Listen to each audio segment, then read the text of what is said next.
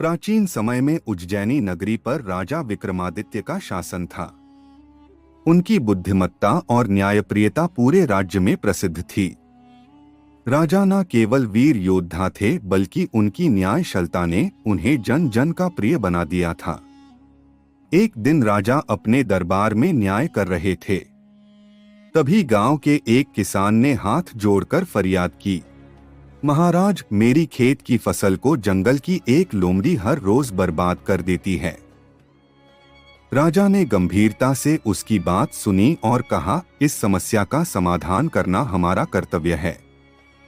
मैं खुद इस लोमड़ी की चालाकी को परखूंगा। राजा ने सैनिकों के साथ उस जंगल में जाने का निर्णय लिया।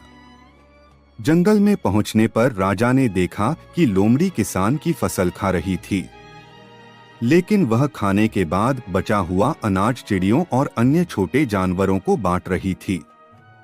यह देखकर राजा को लोमड़ी की चालाकी का अंदाजा हुआ।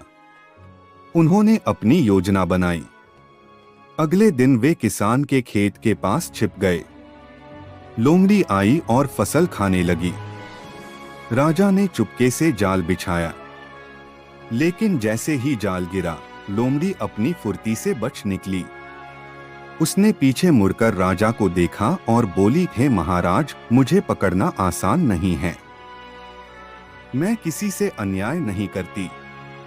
राजा ने लोमड़ी का पीछा किया और उसे समझाते हुए बोले, अगर तुम सच में निर्दोष हो तो क्यों भागती हो? न्याय से डरने की आवश्यकता नहीं है। लोमड़ी ने हंसते हुए उत्तर दिया, महाराज, मैं आपकी न्यायप्रियता के बारे में जानती हूं, लेकिन मुझे इंसानों से डर लगता है। उन्होंने हमेशा मुझ पर झूठे आरोप लगाए हैं। मैं फसल खाती हूं, लेकिन उसका कुछ हिस्सा जंगल के अन्य जीवों के लिए छोड़ देती हूं।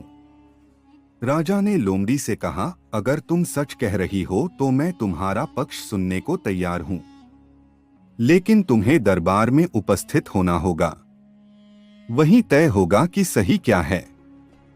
राजा विक्रमादित्य ने लोमड़ी की चतुराई को सराहा और किसान को सुझाव दिया कि वह अपनी फसल को सुरक्षित रखने के लिए मजबूत बाड़ बनाए। साथ ही उन्होंने यह आदेश दिया कि जंगल के जानवरों का अधिकार भी सुरक्षित रखा जाए। इस निर्णय से सभी खुश हुए। किसान को न्याय मिला और लोमड़ी की चालाकी उजागर हुई।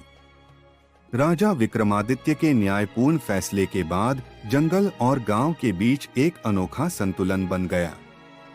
किसान ने अपनी फसल की रक्षा के लिए मजबूत बाड़ लगाई और लोमड़ी ने वादा किया कि वह जरूरत से ज्यादा अनाज नहीं लेगी।